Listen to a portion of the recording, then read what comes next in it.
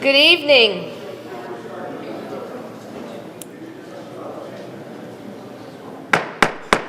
Good evening. I'd like to call to order our town hall meeting. Welcome. What I'd like to do first is open the floor to any citizens that would like to make any comments. Not necessarily questions. Our guests and dignitaries will be speaking in a moment. The floor will be given to them for their delivery of information, and then, of course, any questions and answers. But at this time, I'd like to open the floor of the Fairview Town Hall for any citizens that would like to speak on any subject, any matter. And we are in the middle of the budget, so if that's something of interest, the floor is open. You're welcome to approach the podium.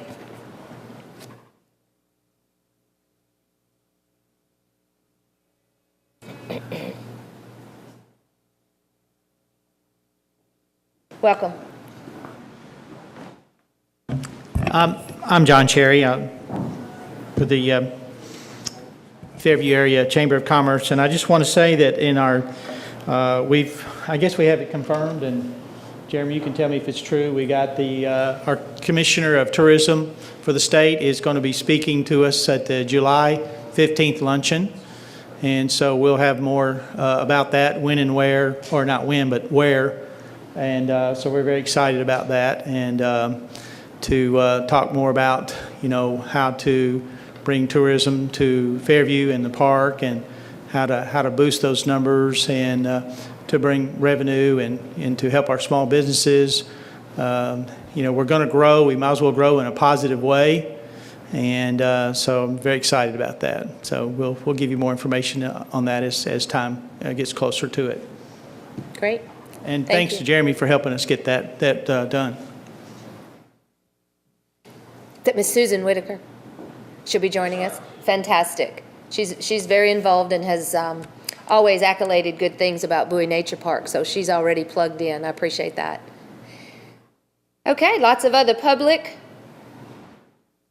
present. Anyone else that would like to make a comment? The floor is open for citizens' comments.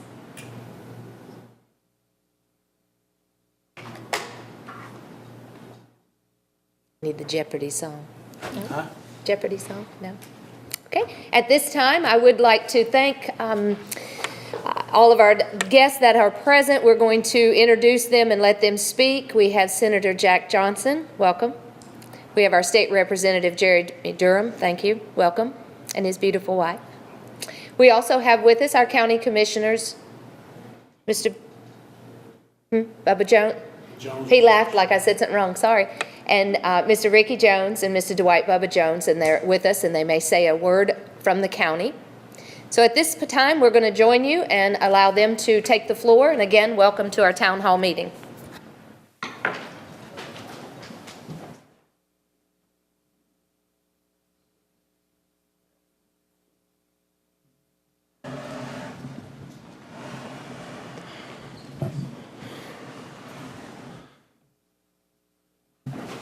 Well, first off, we want to thank the city for having us today.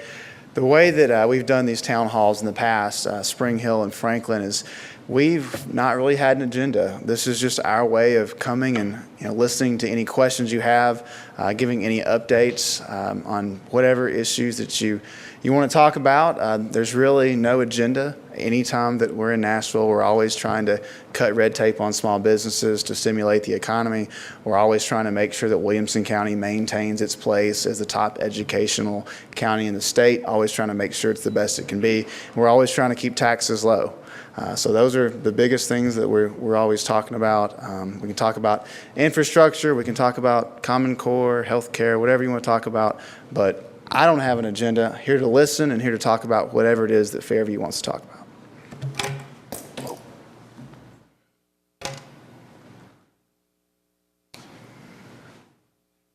Ditto what Jeremy said. So, who's first? I'm going to scoot this out a little bit so we can kind of stand up here together. So. Well, I'll do an icebreaker. Okay. Tell us what and how the annexation that is in the mud is going to affect us, and what maybe Fairview needs to be proactive in doing for our future growth opportunities. You can start and I'll jump. We're both on the committee, so it's kind Yeah. of, Jack and I always look at each other when that question comes up. For the last 2 or 3 years, the General Assembly has been discussing the fact that Tennessee is one of 2 or 3 states, I think, in the nation that allows municipalities to annex by ordinance. And I don't want to get too far into the weeds, but it deserves revisiting a bit of history. Those of you who have been around Tennessee for some time, going back into the 1990s, you'll remember the controversy over the tiny towns legislation that when that issue came about. And the way the General Assembly addressed that at that time, and this is going back about 20 years, was to allow for municipalities to establish urban growth boundaries within a county and allow for community input, hold public hearings, but work with the county. So in this case, Fairview working with Williamson County, Franklin working with Williamson County, to kind of sit down and say, you know, these are the areas that we are likely to expand into, that we're likely to annex over the next 20 years or so. And so they passed Public Chapter 1101, and it said that once those urban growth boundaries were established, that municipalities could expand into or could annex into those urban growth boundaries by ordinance, meaning not requiring a referendum or any type of a public vote, but the elected officials of the given municipality could expand into those areas by ordinance. Now, I've served in the General Assembly. This is my 8th year, and I have never had one complaint from a constituent about annexation or abuse of annexation by ordinance. Sadly, however, that's not the case in other parts of the state. And there have been numerous examples of municipalities that are reaching out, grabbing, you know, commercial enterprises to effectively gobble up the property tax revenue and the sales tax revenue. And I've spoken with some of my colleagues, and there have been some clear abuses of that, and that's sad. And so the issue then was brought before the General Assembly. So what we passed was effectively a moratorium on annexation by ordinance unless it was a friendly annexation. Meaning if the city of Fairview has a developer that owns a piece of property that adjoins the existing city boundaries, and the developer wants to be annexed, and the city of Fairview wants to annex it, then that's fine. That can take place. But in instances where you have a property owner that the city that's within this urban growth boundary that the city of Fairview wants to annex, but that particular property owner does not want to be annexed, then you're going to hold a referendum. Now, this begs a number of questions, because if you're going to annex by referendum now, well, who gets to vote? And how many property owners are there? And again, I don't want to put anyone to sleep, but this is a pretty important issue. You could have someone that owns a 500-acre farm, and it's owned by one individual. And then you could have a property that's a 1/4 acre, and it's a home with a husband, wife, and 6 kids that are in college. And so that 1/4 acre parcel is now going to have 8 votes, and the 500-acre parcel is going to have 1 vote. So what we've done is we've sent it to TASER, which is the Tennessee Advisory Commission on Intergovernmental Relations, and it's made up of people from city and county governments and state government and so forth to really try to work this out. But in the meantime, there is that moratorium. So if the city of Fairview wants to annex property that's owned by someone that does not want to be annexed, then the referendum will have to take place. And that moratorium is to May 15, 2015. That's correct. And what is your stance on that? You say you're on the committee. What are you saying of what needs to be the answer? I voted for the legislation that instituted the moratorium.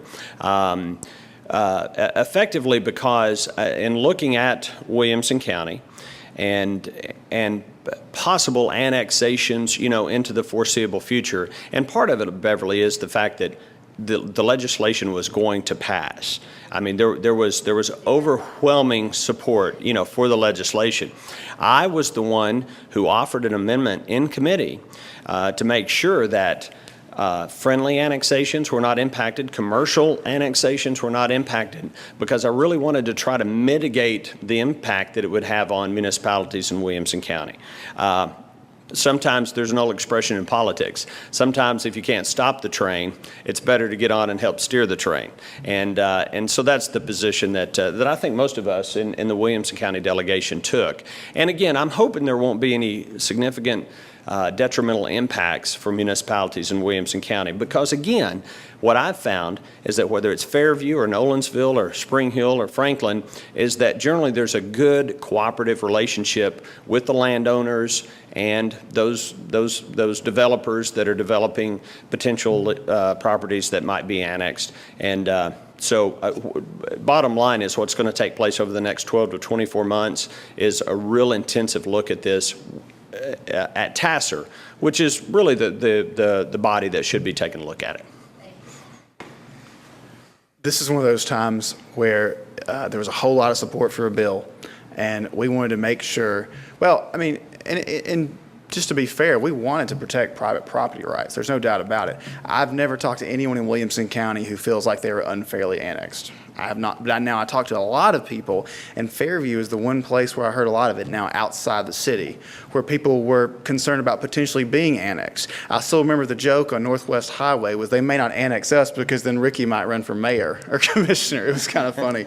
But there was a concern among some people, their private property rights. They wanted to make sure that it wasn't a forced annexation. If they got a say, I think most reasonable people were okay with it. But the idea of what happened in Ottawa happening here really raised some concerns with some of us, because even though it's not happening in Williamson County, there were some examples of what could happen. And just for our constituents, that really raised some red flags with us.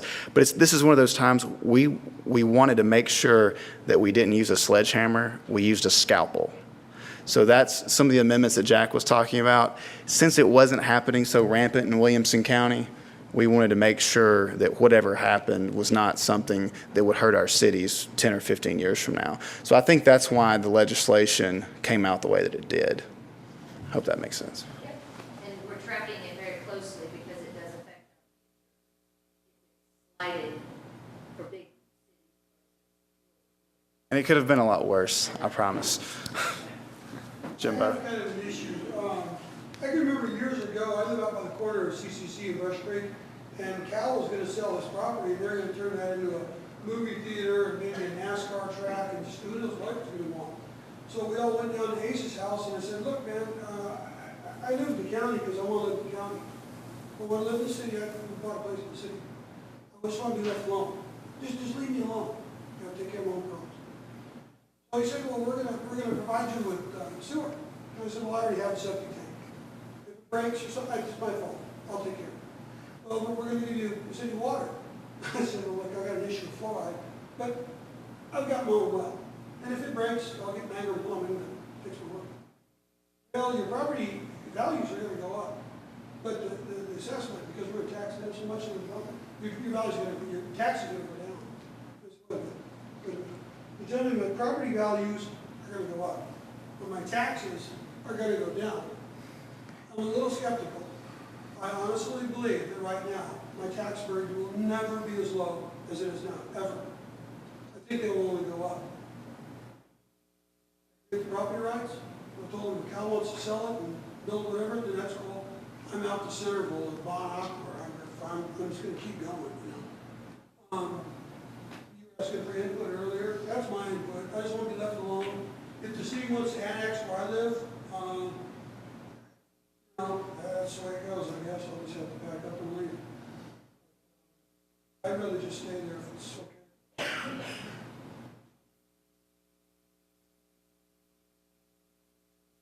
Anybody else? Yeah, I'm a little fuzzy. You both made comments that I took to be, we voted for this, but we didn't really like the concept of voting municipalities. I asked you both to clarify. Do you want annexation? Is that what you're telling us? No, because that's the way I voted. But here's the deal. I go up there to do what my constituents ask me to do. And while there are people who had that concern, I heard a lot more about the other things. Like, I feel like this legislation was aimed at problems in other parts of the state. So that had me, I mean, you still have to listen to the concerns of the city. We did vote for something that did not allow cities to do forced annexations for over a year. And I did that because I support it. But some of the ideas that came out went much further than that, not just forced annexations. If it's a forced annexation, I absolutely believe the person should have a right to be heard on that, to vote on it, however it is. But when you go past forced annexation, which this legislation did not do, that becomes concerning. But forced annexations, I support exactly what we did. Was there 4 different ways you can annex? I mean, basically, the city, Beverly, they can bring you in, it's annexation, here we go. I mean, it sounded good to me. A friendly contiguous? annexation, if both parties agree to a transaction, I'm good. Both of your comments kind of took me beyond. Do you want to say anything? Well, first of all, I stand behind my comments. I don't think there's any ambiguity in what I said at all. And I'll be happy to talk with you after the meeting if you want to about it. There are significant problems with the legislation. Let me give an example that I didn't give previously. Say you have a property, 100-acre farm that's owned by an LLC. The legislation we passed does not contemplate votes by an LLC, a corporate entity. The legislation says qualified voters in the affected area. So you could have an LLC that owns a 100-acre farm. They don't get a vote in the annexation. That's a problem. What about private property rights for the LLC or the corporate entity that owns the property? That's why I said I have a problem with the legislation. It's flawed. And I'll go back to my example about a 500-acre farm that's owned by one individual and a 1/4 acre that's occupied by 8 voters. The legislation has significant problems. That's what I was addressing. That's why I said I had some problems with the legislation. Please don't put words in my mouth. Well, you did. You did. I was telling you how it came across to me. Well, you accused me of double talking, and I don't appreciate that. So. I told you what came across to me. We just want to make sure that until the moratorium is over, that if there is an annexation and it is forced, actually right now, you can't do it. It's a moratorium until 2015, so you actually can't do it. But I'm just speaking for myself here. I do not like forced annexations when people do not want to be annexed. I believe there should be legislation in that area. What I meant by my comments, just speaking for myself, is that was the area that I was trying to use my scalpel on. There were people wanting to use a sledgehammer saying, why don't we freeze the lines for a long time? We only did forced annexation, and I thought that was the right thing to do. That's what I was trying to say, is that we only did forced annexation.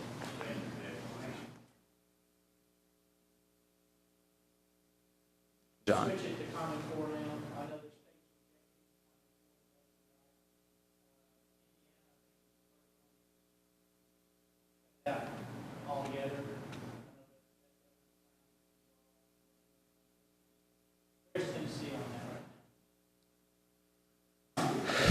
We delayed park testing 1 year. We delayed further implementation of Common Core.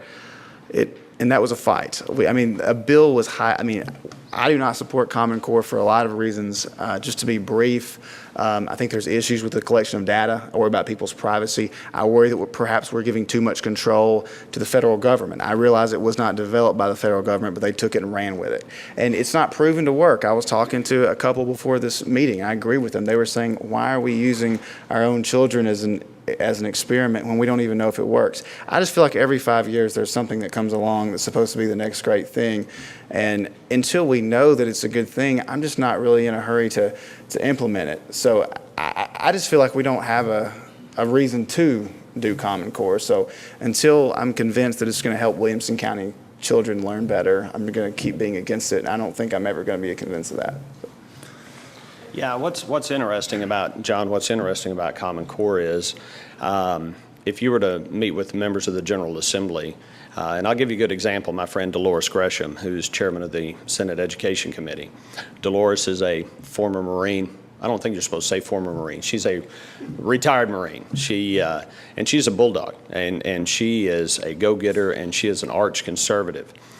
She represents West Tennessee, about 8, 9 counties, I think, in West Tennessee. And she held hearings, hours and hours of hearings, having people supportive of Common Core and opposed to Common Core. And at the end of the day, her position was, we need to go ahead and try it. You know, we need to kind of see how it works. Now, she supported the efforts that we did pass, which was to say that we are in no way abdicating, which I think we are, but we at least passed a resolution saying we're not abdicating our 10th Amendment rights, our state rights, with regards to participating in this consortium that's made up of a multitude of states.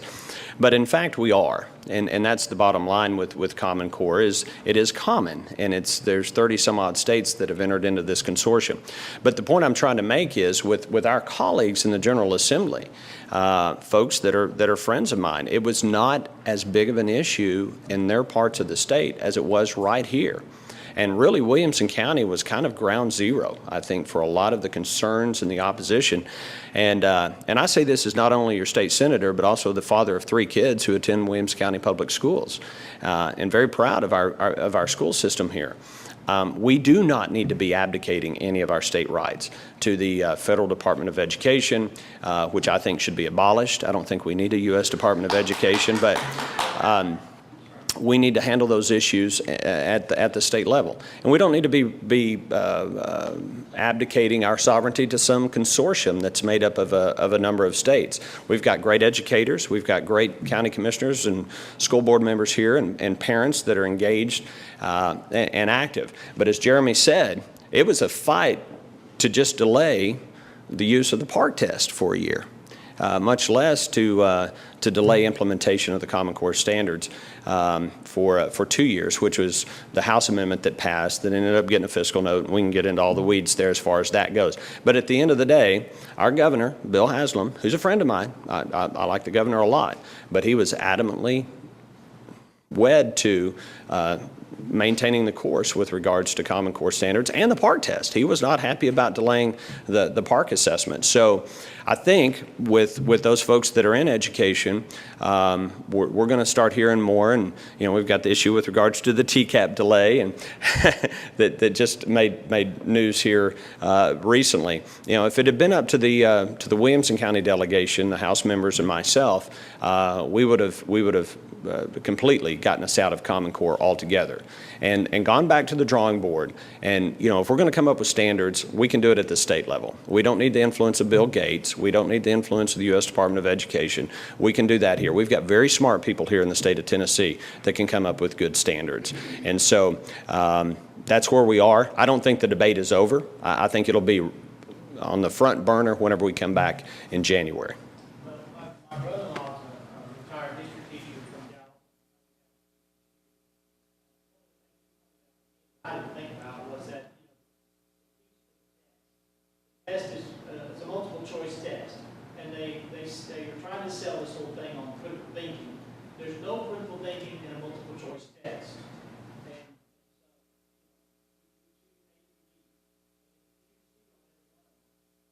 How are we going to pass the test? So there's no critical thinking in that. Right. Anytime you talk about education issues, one thing that almost always comes out when Jack, Charles, Glenn, and I talk about anything regarding Common Core education in general, what gives parents more control over how their children are educated, we're generally in support of. Anything that gives the government more power, we're generally opposed. Common Core, in my opinion, does the latter. It's a Trojan horse. Right. Yes, I agree. Well, and it at least takes control further away from state and locals, and we're not comfortable with that. We want it to be closer to parents. And just one quick final thought.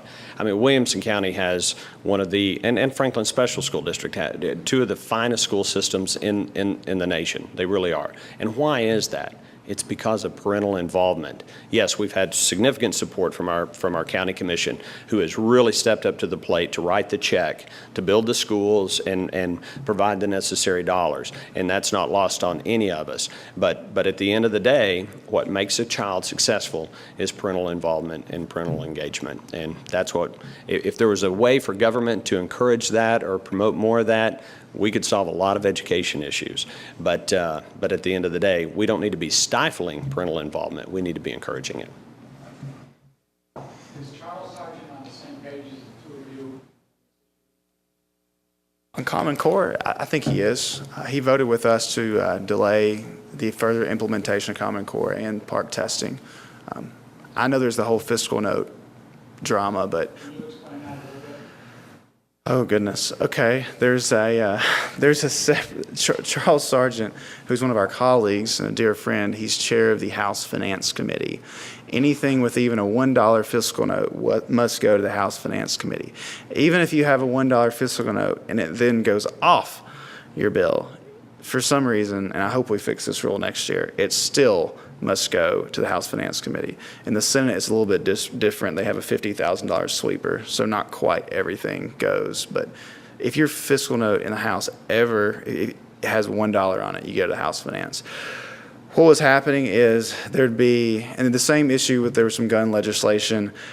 People were very upset that legislation was going to the House Finance Committee and wasn't making it out. And there were people who thought that it was sent there by members of that committee to kill it. However, fiscal review is a completely separate entity. It is comprised of the House Finance Chair, Charles Sargent, the Senate Finance Chair, Randy McNally. But outside of those two members, everyone else is elected by members of the General Assembly. So if you have an unfair fiscal note, this happens a lot. A lot of times we'll look at it and we will go to the people we've elected, and then they will then talk to the people they've hired, the staffers of that committee. So it's an independent group. It is true that the finance chair and the House Finance and Senate Finance chairs sit on there, but I mean those are staffers, and we cannot make them do anything. They'll put a number on it, and if that says anything besides not significant, I think even if it gives the state $1, you still have to go to the Finance Committee. But people are upset because they were under the impression that fiscal notes were being stuck on bills that were opposed maybe by the administration. But that's the controversy with the fiscal notes. But it is an independent body. That's Charles's explanation, and what he's saying is true. I think people are probably more disappointed that the bill simply didn't make it out of finance once they got there.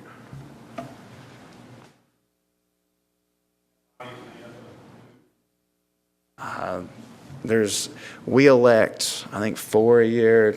Ours is Pat Marsh, Mark Pody, Jeremy Faison, Charles Sargent, Brian Kelsey, Bill Ketron. There's like 8 of them, I think, maybe 10.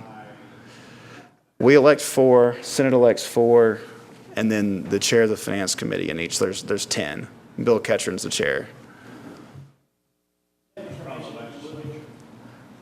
I don't think so. Is the Fiscal Review Committee? It might be. Sorry, what was the question? Is the Fiscal Review Committee, is that available in the Blue Book? I don't know. I don't know if it is or not. But It's online.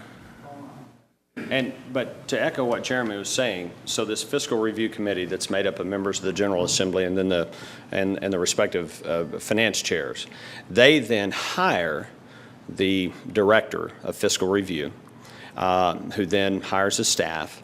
And so this is an autonomous body that is accountable to this committee that's made up of elected officials, and they're the ones that review legislation and determine the fiscal impact, positive or negative.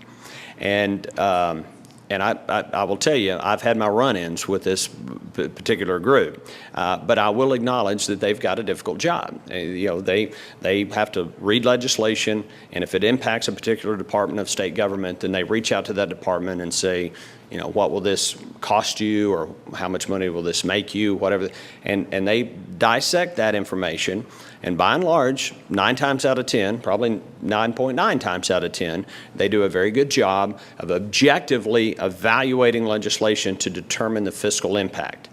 Having said that, though, there are times when members of the administration, when I say that, members of the bureaucracy will try to play games and attach fiscal notes that maybe are a bit unreasonable. And when that happens, then it is our prerogative, those of us who sponsor legislation, to go to the director and say, this is inaccurate. I challenge the information that you've been given by the department, and here's why. And I can provide my evidence. And ultimately, they make their decision. As Jeremy said, once that decision is made, however, then it is steadfast. And it's effectively non-negotiable until you go to the Fiscal Review Committee that's to whom the Fiscal Review Department is accountable. And I will tell you, we replaced the director of the Fiscal Review Department here in the last couple of years because we thought he was not being fair with regards to the fiscal impact. And the other alternative is to find the money. If they say that a piece of legislation is going to cost X number of dollars, then we can either find the money in the budget somewhere, get it paid for, and move forward with the legislation.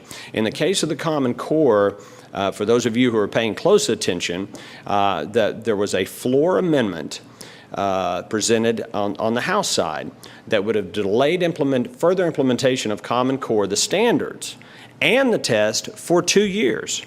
And it passed the House. It passed overwhelmingly. And Charles Sargent voted for the legislation. He voted for the amendment at that time. After it was passed on the floor, now this is before the Fiscal Review Department had an opportunity to evaluate the amendment.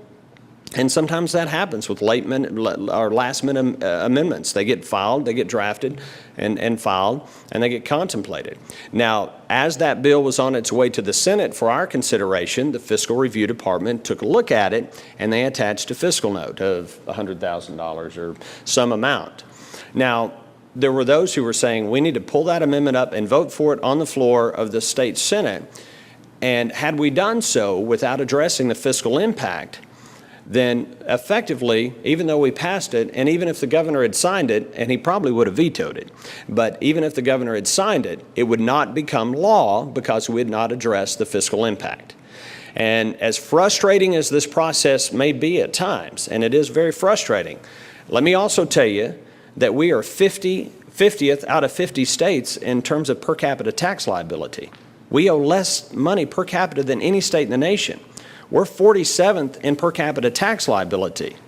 Our process frustrates me greatly at times, but there's a reason we have the process, because we're not like Washington, D.C. We actually pay our bills. We actually pay for bills that cost money, unlike Washington. It's why we have a $17 trillion debt in Washington, and we have very little debt in the state of Tennessee. So I'm not making excuses for how the process works. If we need to fix it, if we need to address flaws within the process, we will. But I will thank goodness that we have that process in place, because it's one of the reasons we have a AAA credit rating.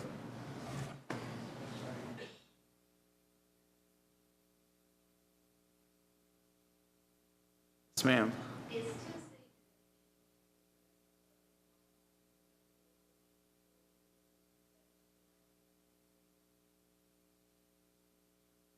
You know, actually, I'm pretty familiar with this because the lobbyist for what you're talking about actually lives in Leapers Fork. I just feel like that is a part of our budget that has been picked over so many times that we really cannot, in good conscience, continue to take money out of that part of the HHS budget. But as far as, I mean, basically, the way that our legislature is made up, we're always fighting to keep money there. As far as, I mean, is there anything specific besides just money that we're talking about with the mentally ill? Usually it's funding that they're talking about. Basically, the mentally ill. Mm-hmm. No matter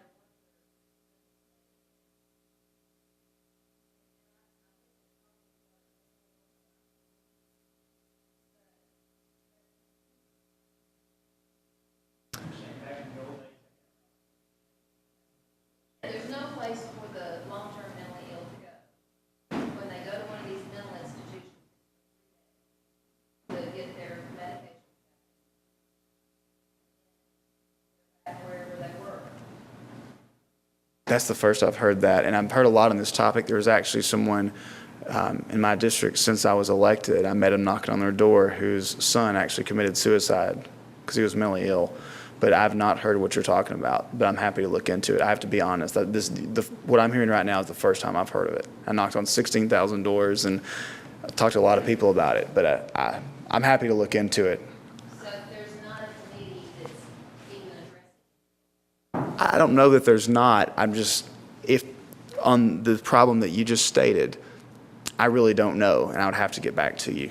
I mean, I don't know if Jack knows anymore. Yeah, a couple of things. One, the thing that you mentioned there is a debate within the community of folks who work in this area, and it's a critically important area. And that is, I think this is the right term that they use about mainstreaming, and that is to not put folks who need additional help into a setting and where there are lots of folks with that particular condition, but to try to get them out and really stress independent living. And when you said that they're basically in charge of themselves, that's what kind of triggered that, because I have said on some meetings, that's a debate within the profession. And I don't have the expertise to take one side or the other about what's best for these particular individuals. I will say there have been some conversations in the General Assembly about closing Clover Bottom, closing some of the larger facilities that are out there and going into more kind of group home settings that are located in particular areas. And the debate is not settled by any stretch of the imagination. You ask about a committee. Those particular issues go through on the Senate side, it's called the General Welfare, Health and Human Services Committee. And I don't serve on that committee. I did my very first year in the Senate, but I haven't since. And so I'm not really in tune with those. I know that Governor Haslam has really put a lot of emphasis not only on issues regarding the mentally ill, but also DCS, particularly Child Protective Services, which there's been a lot of press about out there. And the general consensus is in Tennessee, I bragged about Tennessee regarding our tax liability and our indebtedness on a per capita basis. And we're doing well in those areas. We're not doing particularly well with regards to how we treat kids that are in state custody, and then also those who are least able to help themselves. And part of it's a money issue, and we've had our budget issues that we've had to address. But another part of it is about just getting the system right. And so there's a lot of attention being paid to it. I don't have the answers. I'm not privy at all to the inner workings of helping folks that are in that particular state. But I will say it's a high priority within state government. So yes, sir.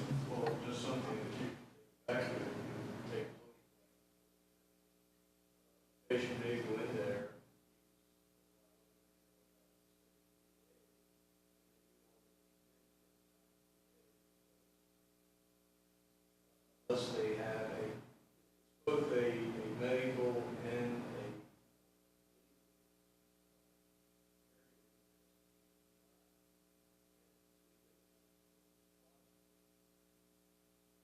because they have to.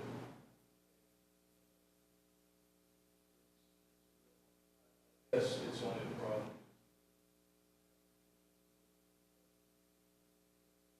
Sure. Well, thank you for that. And let me just say this in closing on this topic.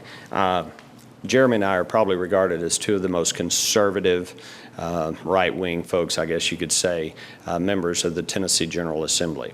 But I think I speak for Jeremy, and I speak for Glenn and Charles, your Williamson County delegation. There is an obligation on the part of the state to help those who cannot help themselves. And I don't care how conservative you are, how small government or whatever you are, there is an obligation there on the part of the state. And getting that right and appropriating the necessary dollars for it, and it's not always a money issue. It's sometimes, you got waste, fraud, and abuse in all aspects of government. But this is an area, and I sit on a couple of commissions, not dealing with the mentally disabled, but dealing with DCS and kids that are in state custody. And I've been horrified I've been horrified at the way some of these cases have been handled by our state, and that it's a disgrace. And I'm not blaming anyone. I'm just saying we have failed in that regard, and we've got to get it right. And the governor's committed to that, and he certainly has a very willing audience with regards to members of the Tennessee General Assembly to get that right for that necessary safety net for those folks that can't help for themselves. I think that was perfect. I think DCS and the department that we're talking about, HHS, have been very disappointing. My wife is on the Williamson County ARC board, so I learned a lot about that. I'm learning now about what you're talking about, and we're definitely going to go back and look into it. But I agree. Those are two areas, DCS and Health and Human Services, where I think the state could do a lot better job. I think you had your hand up again. Just one more comment. The person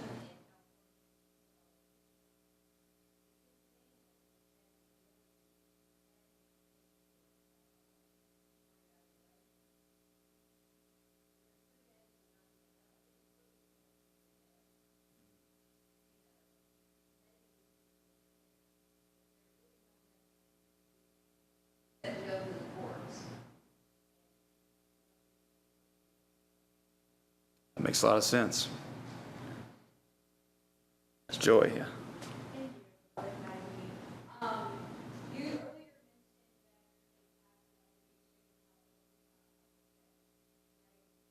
For us to reach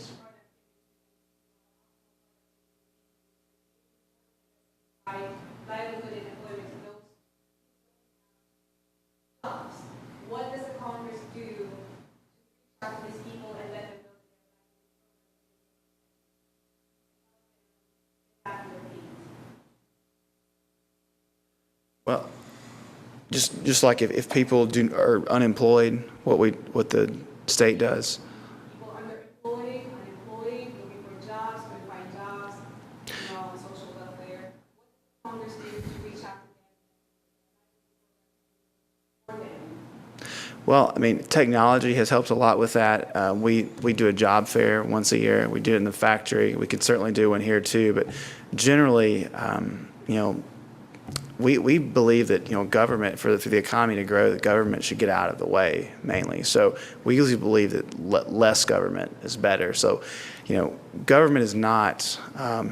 Less government is the answer to solving our economic issues, not more government. So outside of jobs fairs, and you can always go on the state website for openings and as far as state jobs, which helps in Middle Tennessee. And we have economic development funds, which can sometimes be controversial because you use that money to get one company to locate here, which provides taxpayer incentives. But those are the main things that we do. Yeah, our Department of Labor, I think, does a pretty good job, not perfect, but in terms of providing a communications mechanism. And I echo completely what Jeremy said. I have no problem with state government providing a communications mechanism between the private sector and those folks that are looking for work, and we do that through our Department of Labor. And certainly for those with special needs, they can't do every job, but there's certainly jobs that they can do. I have no problem with our Department of Labor facilitating communications between those groups. We do that with job fairs. There's a website. You can call the Department of Labor, and won't necessarily always lead to a job, but at least we can provide a mechanism through which those folks who have special needs might be able to find a job they can do. And I will share that Vicki Crozier with the Department of Labor from the state of Tennessee did hold a job fair in the Fairview area within the last 3 months. Good. And it was very successful, so she has reached out and has worked in our community this year. Good deal. I didn't know that. Could you share, was other people saying something? No. Could you share input on the city or county passing a referendum, it's House Bill 610, about the retail package stores? Where's that going to go next? The wine and grocery stores bill. Yeah. We will probably vote on it in November. Williamson County will probably pass it overwhelmingly, and then okay, let me back up. Like Fairview City will vote on it. Like every municipality will get a chance to vote on it. So it wouldn't be actually Williamson County as a whole. It would just be the places that could have liquor stores like the cities. So vote on it, and then I guess it's 2016 in July when people could actually, it's a very complicated bill. It's not, honestly, if you look at it, there's 20% mandatory markup. There's a lot of things we didn't like. We didn't understand why that we should have to wait until July of 2016. But if we had not voted for that bill, the wheels would have come off just like they did every other year. That wine and grocery stores bill died so many times because people wanted a good, clean bill that said people should be allowed to vote on wine and grocery stores.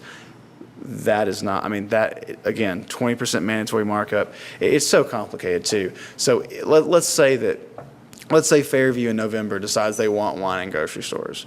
Well then, and I understand where we came from on this. The package store owners get to sell more items. Like they get to sell cigarettes, they get to sell mixers.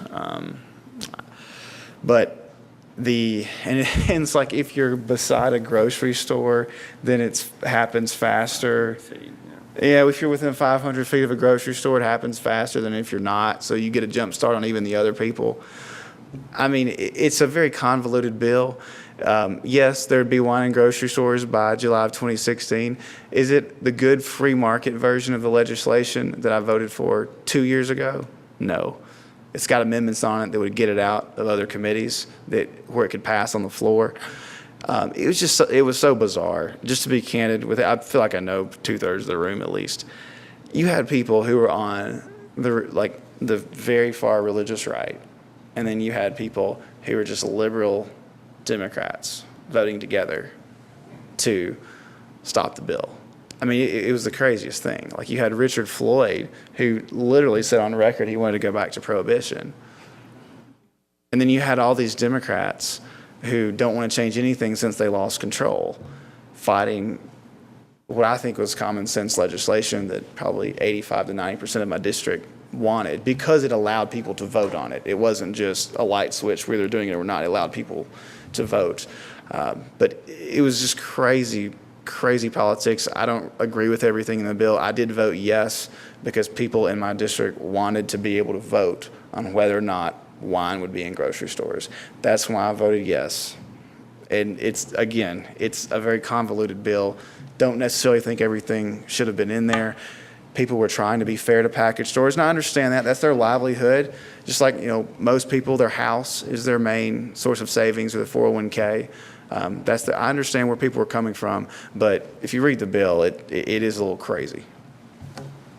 And I'll use the analogy that I did a minute ago about Common Core.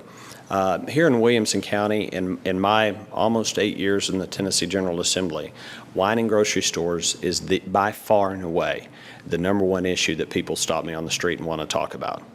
In church, in the grocery store, in Home Depot, it doesn't matter. When are we going to get wine in grocery store? It's a big issue here. But there are a lot of counties in Tennessee that don't have packaged liquor and they don't have liquor by the drink.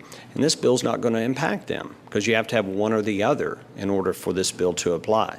So there were a lot of members of the General Assembly, in addition to what Jeremy was saying, the far right and then the far left that just didn't want us to pass anything that was popular. In addition to that, then you've got members that represent areas where this is just not an issue. They don't have package stores. They don't have liquor by the drink. So getting the necessary votes in committee and on the floor was challenging. And it's one of the reasons why Bill Ketron, my friend from Rutherford County, Senator Ketron, he's been carrying this bill for 6 years. And it took that long to be able to finally cobble together the necessary coalition with the support of Speaker Beth Harwell and the Lieutenant Governor Ron Ramsey in order to get it passed. So the good news is we'll have wine in grocery stores if that's important to you. The bad news is it's going to take a couple of years. So. Steve, I know you had one. Yeah. I wanted to address something we were asking about.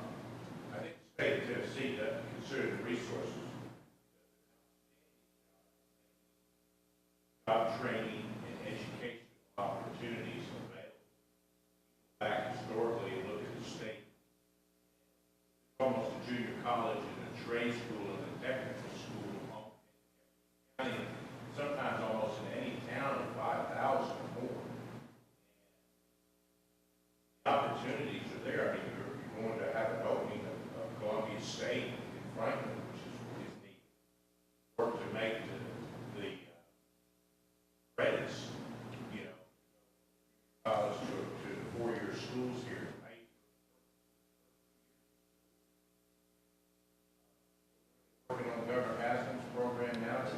subsidize people to pay for the first 2 years of trade school or junior college or whatever. There are more federal programs to help people get jobs going back to the Lyndon Johnson era. And I'm here to tell you, a lot of them are failures. They doubled the effort under President Clinton with the welfare reform. They subsidized people's daycare. They subsidized their transportation. Unemployment compensation has gone on now for, what, is it 2 years? 99 weeks. So, I just want to say, I hope, in my judgment, it's not because of the effort of the people in the state. There comes a time, there has to be some self-motivation. The opportunities are basically somebody that falls through the cracks. Era of quitting school in the 11th grade and having substance abuse and expecting to be able to have a decent job and lifestyle is over with.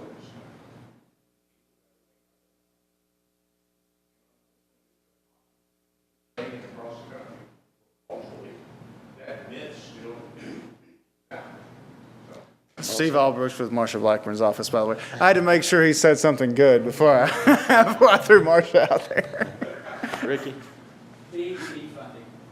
We just, at our last county commission meeting, heard that the formula that the state choosing this year is going to cost Williamson County $3 million. Yep. Oh. Take that. I will jump in on this. I will. This has been a pet peeve of mine ever since I've been in the state senate. Let me tell you a quick story. My very first State of the State address, Governor Phil Bredesen. Okay, this would be what, February, March of 2007. I'd just been elected, and so we go over to the House chamber. I'm excited. It's pretty exciting. The governor comes in to deliver his State of the State address. And about halfway through, he starts unveiling his new BEP 2.0, which you'll be very familiar with. And he said, if you want to know what's wrong with the current way, meaning BEP 1.0, he said, if you want to know what's wrong with the way we're funding schools right now, just look at Williamson County and how much money they're getting. He called out Williamson County. I nearly fell out of my chair.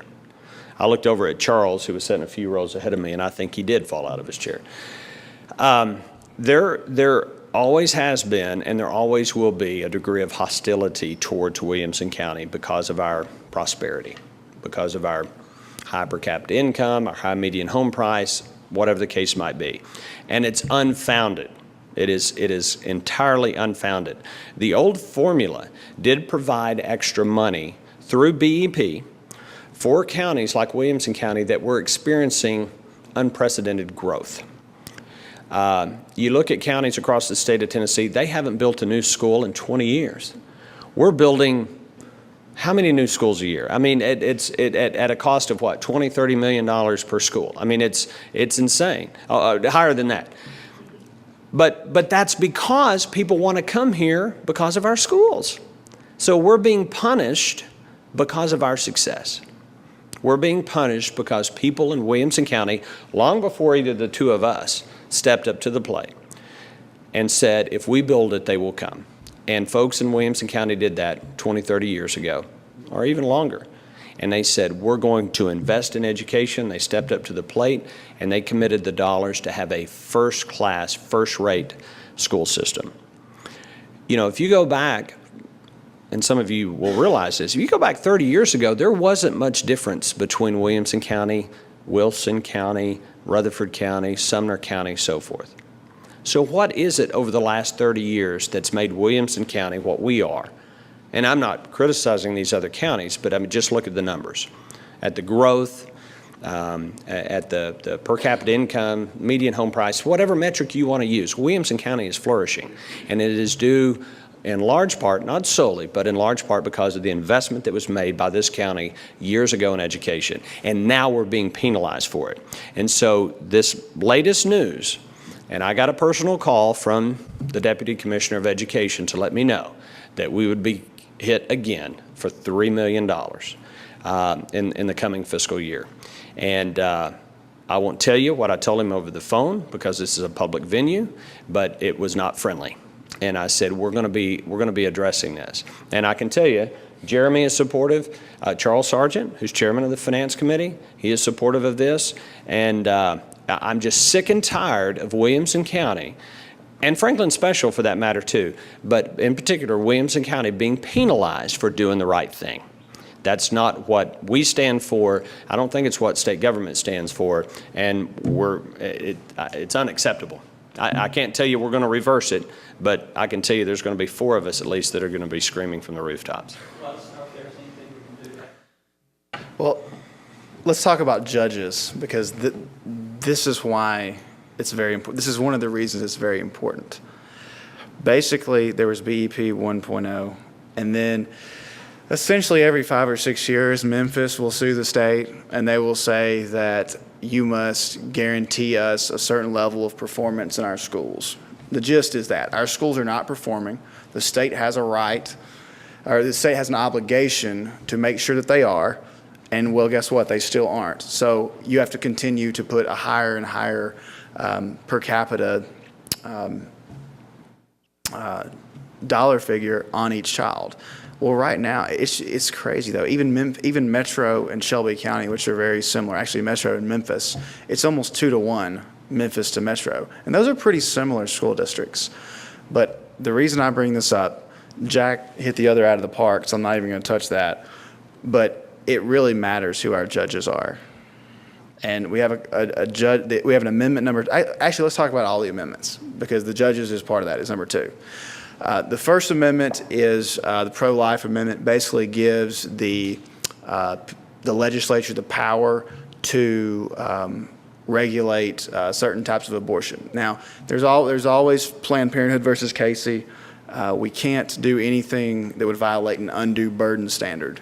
That's the United States Supreme Court. But there's certain things that states could do, like 24-hour waiting period. Personally, I think if you're going to do something like that, you should probably think about it for a day. Informed consent. You know, if the legislature says, here's 8 things that we want someone to know before they do that. Well, those are the type of things that we had on the books until the year 2000, when a liberal Supreme Court decided to wipe them all away, saying that one piece of our Constitution, the Law of the Land Clause and the federal Due Process Clause, which both originated from the exact same document, the exact same chapter of the exact same document, were somehow different, and ours gave greater protections to abortions. It was kind of crazy, but it really matters who our judges are. But the Second Amendment deals directly with judges. Basically, right now, because of the judges who are in the Constitution required to run just like the legislature is. It says that the justices of the Supreme Court shall be elected by qualified voters of the state, just like it says for us, just like probably the Fairview City Charter says for their commissioners. Well, in their infinite wisdom, they've decided that does not apply to them. So we just have retention elections, and only one of them has ever not gotten back in. Amendment 2 basically would do something a little bit different. It's a modified federal plan. It says that the governor would just pick a name, and then if they were not affirmatively rejected within 90 days of the legislature being in session, then they would be subject to a retention election. Personally, I'm not crazy about the idea. Now, there were people in my district who wanted to vote for it. I believe it's different voting for something and allowing the people to decide what's in their Constitution. I voted yes on allowing you all to vote on it. As a private citizen, I'll vote no. I mean, in my opinion, that's like if you're fooling around on your spouse and both of you are Christians, so you want to decide to get married, and that makes it right. You know, I mean, if we're either going to follow the Constitution or we're not. And I really don't want to I don't want to vote for something because we refuse to follow the state constitution. So I will not be voting yes. Some people will, but I want to draw attention specifically to Amendment 2. It's a big deal, the judges one. And then Amendment 3 just says we can't have a state income tax. I think we all probably like that one. And there's one more, but those are the 3 big ones. Make sure you pay attention to the judges one, because it matters. It matters our BEP funding. It's not fair. You have liberal judges who are saying that just because that people in Williamson County care about their children and make sure that they help them with their homework, that somehow they're going to get less money. I mean, you could throw as much money as you wanted into Memphis, and some of those parents still would not do anything for those children. It just doesn't matter. It's like throwing money down a well, and our children are getting punished for it. So pay very, very close attention to the judge's amendment, please. Lee, you were saying something. Explain to everybody what retention vote. Retention election is not a real election. It just says, do you want to keep Bill Smith for another 8 years? Well, you probably have no reason to dislike Bill Smith.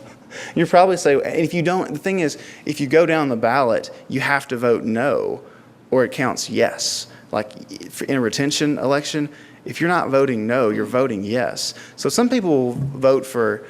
I mean, think about November elections. They're much higher turnout than August elections, and they're much higher turnout than May elections. Like the people who just reelected Ricky and Bubba, I mean, those folks, I mean, they know what's going on. If you vote in a May election, but think about in a November, think about how many people vote in this. I mean, a lot of them are going to look and they're going to see the governor, and they're going to see the U.S. Senate, and they're going to see Marcia, and they're going to be like, maybe not Jack and Jeremy. But then they're going to keep going down, and a lot of times you lose. Every single one, you start losing people. So retention election is not a real election. So just the first one, and she deserved to be voted out, Penny White. Yeah, and historically, Penny White, back in the 1990s, and she wrote the prevailing opinion on a death penalty case that was overturned, and it was particularly heinous. And I remember that because I was actively involved in the Young Republicans at the time, along with my future wife, and we worked diligently on that Vote No campaign to get her thrown out, and she was. Now, this year, interestingly, there is a fairly concerted effort to get folks to take a strong look at three current members of the Tennessee Supreme Court. And I'm not going to get into that, but pay attention on it. You know, learn what you need to know about that, because I agree with everything Jeremy said. That what we're doing right now is in direct conflict to our state constitution, and I took an oath to uphold our state constitution. And now there have been two special Supreme Courts that were seated to rule on this issue, and they both ruled that our current process is constitutional. And so by the letter of the law, having been deemed twice constitutional, one might argue that it is. It doesn't satisfy my conscience, okay? So we either need to fix the Constitution or do what the Constitution says, and that's effectively what's going to be up for grabs in November. The language is very clear. It says shall be elected. The justices of the Supreme Court of Tennessee shall be elected by the qualified voters of the state. You don't need a Georgetown law degree to figure that out. I mean, apparently we're just not reading it right. But that's what it says.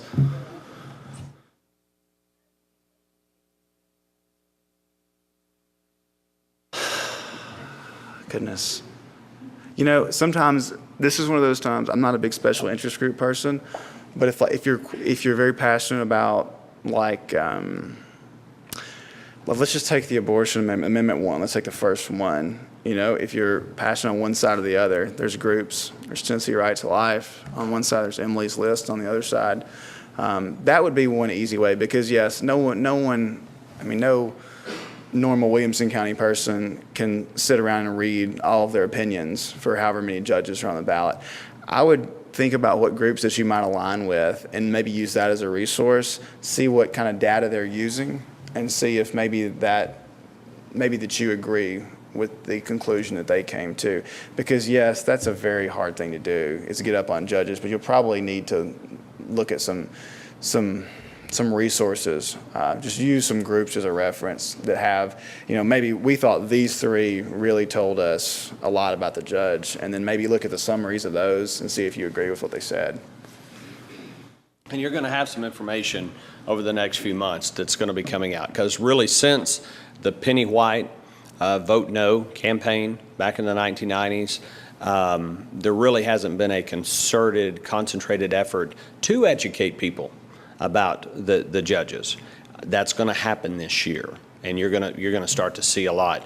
I received, and actually I didn't. My wife's a lawyer. She received it in her law office mailbox today, an invitation to attend a fundraiser for one of the state Supreme Court justices that wishes to be retained, and I think there's going to be a concerted effort to not retain this particular justice. And That's so, going on right now, by the way. yeah, so there's going to be a campaign both on behalf of those justices that are on the court and want to stay on the court, and those that are saying would ask you to vote no on the retention vote. So you're going to be bombarded with some information here in the next few months. I just want to make sure everybody understands, like, there is some very serious back and forth right now between the legislature and the judiciary. There was a very sharply worded letter by Mike Bell. I'm sure you could Google it and it'll come up. But, I mean, I just can't wrap my heads around it. I mean, you have the Chief Justice of the Supreme Court, who obviously supports the current retention plan. What they did is they do retention elections unless the Judicial Performance Evaluation Commission, which is a bunch of lawyers, decide. I am a lawyer. It's kind of funny. I'm always arguing against them, but I am one. But anyway, unless they decide you shouldn't be. Well, finally, there were 3 names this year that they decided should have to run, and the Supreme Court Chief Justice came out and said, well, they got those wrong. Either you're okay with the system or you're not. Either you like the system and you want to go along with the JPEC, the Judicial Performance Evaluation Commission, or you want to run. I mean, it's amazing how that 20 years later, when they finally come up with 3 names that they're not crazy about, one of whom had a DUI, like at a judicial conference, then heaven forbid they should have to stand for election and let people actually vote yes or no on them. But I just want everybody to understand that there's some serious things going on right now with our judiciary, and just want to impress upon you the significance of that. Bill? Yeah, changing gear, kind of two-fold thing. One, what is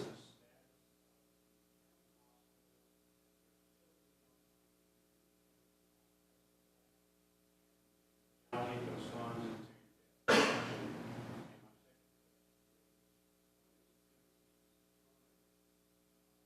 guidance on the employers in the state verify eligibility? Well, the county hospital, that's a county issue. That's up to your county commission. It would be wholly inappropriate for the state General Assembly or otherwise to come into Williamson County and tell them what to do with a county-owned asset. And that's been my position all along. People have tried to drag me into the fact that we need to sell the hospital and pay off debt. And I'm just not going to go there. It's completely up to the county commission. Somewhere along the way through some discussions I've had, involved in this,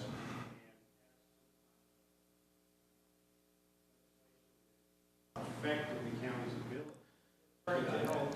Well, no, we did pass legislation, and I sponsored the legislation. The Williamson County Commission passed by resolution 21-3, I believe, and y'all correct me if I'm wrong on the vote, 21-3, to clarify what can be done with the proceeds if the county hospital is sold. And we passed that. If the county commission changes their mind and wants us to change that law, all they've got to do is bring us a resolution and we'll change that. If the county hospital wants to pass or wants to sell the hospital and do whatever they want to do with the Attorney General does opine and does speak into this. And so, but there is some gray area in there in terms of what the General Assembly can mandate with regards to use of that capital should they sell the county hospital. And I've told everybody, including good friends of mine, who think that the hospital should be sold and used to pay off debt. I said, well, talk to your county commissioners. And if they decide to do that, they can bring us legislation or a resolution, and we will sponsor legislation, and we'll pass it. And within the confines of the Constitution, and with regards to what limitations already exist, rightly or wrongly, we'll make it as liberal as we need to do. The other part of your question was, yeah, we passed E-Verify. Right now it applies to employers 50 or more, I think, and it's phasing in over time, and within the next and I'm sorry, I don't remember exactly. It started at 50 or more employers, but within a certain number of years, it will apply to all employers in the state of Tennessee. Yeah. Yeah. Yes, sir. I've been asking for 30 years and nobody's answered. Well, don't get your hopes up tonight. I mean, Charles isn't here. The guy who answers the tax questions isn't here. I'm sure that you I appreciate that we are 47 in capital tax burden. Okay, if that's true, that brings two questions to my mind. One, the folks in Tennessee are so clever about managing their funds that they're able to gather less taxes than most. Two, Tennessee is less services than the rest. Which one of those, or is there another choice? Which one of those? I'm sure you're going to say y'all are clever. No, I'll tell you straight up, less services. Absolutely less services. We have one of the strictest Medicaid programs in the entire nation. It wasn't always that way. When Governor McWhorter passed TennCare, it almost broke our state. It almost broke our budget. That's what led to the state income tax debate in 2000, 2001. And I will give credit to Governor Bredesen. He's a Democrat, but he came into office in 2003 and he took that on head on, and he disenrolled 300 some odd thousand. I can't remember what the number is, but he disenrolled a lot of folks off of TennCare, to his credit, because it was the only option. And so now if you look at, and obviously we decided as a state not to, with Jeremy's leadership and sponsoring the bill to make sure we don't do this, we are not expanding Medicaid under Obamacare, and I'm very grateful that we're not. Many states have done that, but we're not going to. And without that Medicaid expansion, we will be, and I can't tell you where we rank, but I'm willing to bet we're probably in the bottom 5 or 10% in terms of what we spend on our Medicaid program. And understand, that's 1/3 of our budget. 1/3 of our budget is Medicaid. That's the state portion. And most of it is a 2-to-1 match, federal dollars to state dollars. So we really manage that, and we keep that, under strict control. Roughly another 1/3 of our budget is K-12 education. And we don't spend as much as most other states do on K through 12 education at the state level. And so you take those two items right there, and that automatically puts us, pretty close to the bottom. Now, we addressed a couple of issues earlier. I'm not bragging about this, by the way. I think there are some areas, particularly with child foster care type programs, with kids that are in state custody, certainly those that are suffering from mental disabilities and so forth, where we probably do need to do more. And ultimately, where this is going to come down to is Tennessee is very, very well positioned right now. And this is coming out of the 2008 financial crisis. Because of our low tax structure, because of our geographic location, in fact, we don't have a state income tax, we don't have a statewide property tax, and the fact that our governor is really taking a leadership role in trying to recruit businesses and folks to come to Tennessee. We eliminated the inheritance tax, we eliminated the gift tax, we're working on the whole income tax to get more retirees here. All this to say, I'm knocking on wood as I say this, but I have no faith or optimism with regards to our country and our federal government. I don't know what's going to happen there. But at the state level, we are very, very well positioned. And so our charge as your representatives in state government is to, as we grow out of this, as our economy expands, and if all these things we've done to make Tennessee attractive to businesses and for retirees and so forth, if those things begin to pay off, then our state revenues, given our existing tax structure, will begin to grow. And as far as I'm concerned, there are three things you can do with growing tax revenue. You can give it back to the taxpayers, okay? You can put it in your savings account, which is our rainy day fund, and we do need to build that up a little bit. And the other is to restore funding to critical government services. And that's the tricky one, because even among some of our Republican colleagues, they've got their little pet projects they want to spend more money on.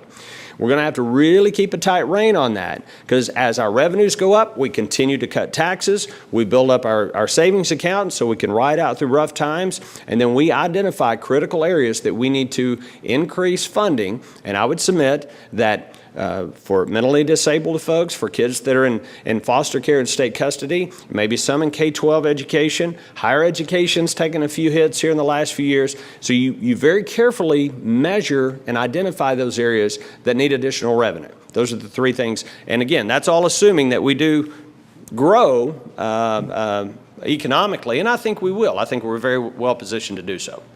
It's already happening. People are voting with their feet. Sure. We see it. I'm going to resist going into my Medicaid expansion rant Do it. because it's 8:28. We don't have time. We're going to have to do lightning round for a couple of questions. Just one follow-up. I agree with you on the Medicaid expansion. Are the small hospitals? I don't know whether they are or they won't, but I want our state. I don't know whether they will or they won't, but I want our state to survive. And I understand it's not. It wasn't an easy position. Well, it was, but it wasn't, because the thing is, we have to look out for Tennessee taxpayers first. And, if people have to make the decision, do I want to live within 20 miles of a hospital or not? I want it to be up to them, but we cannot bankrupt Tennessee taxpayers just so that every county can have a hospital. It's kind of like when, under the Democrats, when they wanted to put, what was it, every single county in Tennessee shall have a 4-lane road to the county seats. I mean, now, I grew up in Adamsville, Tennessee. You can go a quarter mile, because it was Ned Ray McWhorter's from there, John Wilder's from there, all these Democrats. I mean, it's crazy. They don't have roads that Fairview has, and you can go from the interstate. Then there's Lexington, which is maybe 4,000 people. My hometown's about 2,000 people. Fairview's 8?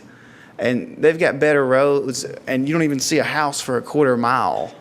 I mean, you're going 20 miles between towns, and they've got better roads than Fairview City does. It's crazy. So the hospital argument, I would kind of compare that. But yes, it could hurt hospitals potentially, but we have got to protect taxpayers. We would put more people back onto the rolls than we had to take off the rolls when the Medicaid program almost bankrupted our state. Even without Medicaid expansion, it's already 82% of our annual state budget growth. And just because of the woodwork effect, which is basically looser federal enrollment requirements, the federal administration now allows hospitals to sign people up, allows insurance companies to be more aggressive about it. About 50,000 people are just going to naturally go onto the rolls because of that. We can't do anything about it. So there is going to be a Medicaid expansion anyway, that we just can't control that one. So it's not good for the hospitals, but it is what it is. All right, Ken. I have a question regarding 911. Did y'all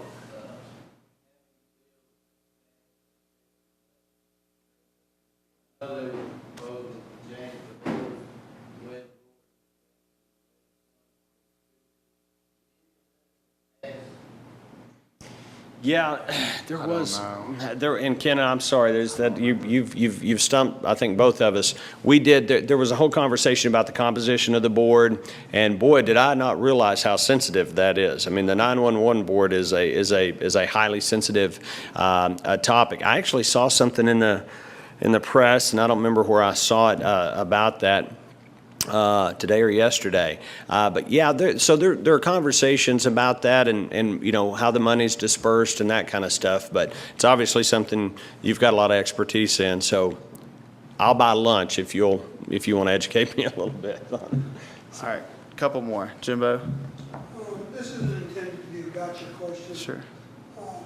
My interpretation of the law is when a law is passed that denies you freedom, now it's against the law to do this, or it makes you have to do this, govern your behavior. Also, a lot of times it seems to take money out of my pockets. So, and a lot of your efforts up there seem to be in a defensive fashion to prevent whatever from occurring. Is there anything going on up there that's aggressive, that's promoting freedom, that's saving me money, that's, you used the term liberal. The people out there aren't liberals, they're authoritarians. It's going to grant me more freedom. Can you even answer that? I mean, when there's laws, it's always a positive act or a negative act. You're either preventing something or you're acquiring something. I really don't like requiring things. Like we have some criminal law bills that required you to report certain things. I'm not a fan of those bills. Now, some of the things that we're doing that are assertive, like I talk about cutting red tape on small businesses. One of the bills that I had was right now there's a federal exemption that you can get. Congress allowed the SEC to give states where that subject to certain parameters, like a small business that's raising capital, sometimes you spend six figures just on accountants and attorneys fees, and you have to register with the SEC. What my bill did is basically, because of the federal exemption, we're going to be the fourth state to take advantage of it. And it's called the Invest in Tennessee exemption. As long as it's just Tennessee companies, then you do not have to register with the federal government as long as you only raise $1 million, and I think it's no more than $10,000 per person. I mean, if you were raising capital over, I think it was $1,000, you used to have to register with the SEC and the state government. I mean, it's crazy. Why? I'm with you. I passed the exemption. But that's one of the things, cutting red tape on small businesses, making it where, I mean, the thing about it is, if you're only raising, think about it, if you have a business and it's a decent size, I mean, $1 million, depending on what you're doing, like if you're, like take Waltz, if you're building the houses, I mean, and you're going to get some capital, somebody's going to invest with you, $1 million is not going to go very far. What is that, 5, 7 houses? So we were just trying to think of we always try to think of ways to help people create jobs. We try to think of what is something that we could take off the books that would help people to make money. Bring it on. I just want to be left alone. I don't want everything to be. I mean, some of the laws are designed to help you be left alone. That was one example. All right, John? Just one more question about the hospitals requiring why can't we get rid of that system and just let the market decide what hospitals do? Yeah, I'm with you too. My home state of Texas doesn't have certificate of need, and it's clearly market based and market driven, and you're not going to like my answer. And again, I'm with you on the issue. I would vote today to do away with certificate of need. But the hospitals that are here, the nursing homes that are here, the surgical centers that are here, they don't want that. Okay, and they taking their fiefdom. They don't want that, and I will say, and again, preface, I'm with you on the issue. I would vote to do a certificate of need tomorrow. They come up and they make a compelling argument with some folks that, based on that system, whether you like it or not, they've invested millions of dollars and they've done this and that and whatever else. I think, though, John, you're going to see over the next few years, you're going to continue to see us chip away at that. I think, and try to implement more kind of market-driven forces. It's somewhat akin to wine and grocery stores. I mean, liquor stores basically had a certificate of need to sell liquor, and or in this case, wine, and they were the only ones who could sell wine. And they made a compelling argument that, look, I invested my entire life savings to open up this liquor store next to a grocery store, and now you're going to pass this bill, and I'm going to be bankrupt in 6 months. Now, I dispute that because in Florida and my home state of Texas, you've got liquor stores right next to a grocery store, and they're thriving. I mean, they do very well. We moved their cheese. If you read the book, Who Moved My Cheese? They're going to have to change their business model a little bit, but it is injecting more kind of to what we were just talking about in terms of freedom. Free market. Let people compete. A competitive free market elevates everyone if you're willing to get in and compete in the competitive market. So much of what we deal with is in the weeds, if you will. It's getting late. I'm not going to put everyone to sleep with all the time we've spent on workers' compensation insurance reform over the last 3 years, or unemployment compensation insurance reform. I'm chairman of the Senate committee that's handled all those issues, and we have spent hours and hours trying to make it more competitive for businesses like yours. If you have to pay workers' comp insurance premiums on your employees, you pay unemployment compensation premiums for your employees. We want that system to be fair. We don't want you paying in for fraudulent claims and so forth. And we spent hours and hours on that, and I could put everyone to sleep here talking about some of the things we've done. But it all boils down to making Tennessee competitive, a good place to own and operate a business. And we keep doing that, most everything else will take care of itself. So. Can you tell us about what committees you're on? Sure. You're on Senate Commerce, State and Local. You got one more? No, that's it. Because he's chair, which in my opinion, is the most important committee in the Senate. I believe House Finance Chair, which is also chaired by Williamson County, and is the most important in the House because $1 has to go there. Well, there's a lot of fiscal notes that are between $1 and $50,000. There's a $50,000 sweeper in the Senate where that nothing goes there unless it has over a $50,000 fiscal note. So in my opinion, the most important in the Senate is commerce. The most important in the House is finance. Either way, it worked out for Williamson County. Another thing on what Jack said in response to your last question that I think you should probably look out for, I'm very skeptical of the hospital assessment fee, the bed tax. I mean, it's basically, you're taking, it's like the hospitals are giving us $1. We're putting 50, we're presenting it to the federal government. They're giving us another $1. We're putting 50 cents in our pocket, and we're giving the rest back to the hospitals. I mean, it just seems like a way to rip off the federal taxpayer. But, I mean, it does save the state money. I'll give people that. But we were talking about CONs. Something that you should also look into is the hospital assessment fee. I haven't voted for it yet, but you should just look into it. It does save the state money in defense of people. I mean, we do get money. It's our own money. It's from the federal government. But I think you'd be interested if you started peeling that back. It's 20 till. I'll stay as long as y'all want. I'm sure Jack will too. Appreciate Jack coming. It's always good to see him out in the view. But appreciate y'all letting us use City Hall. Appreciate all y'all do here. Anything we can ever do to help you guys, just let us know. We'll stay as long as you want. Yeah, thank you. Sometimes.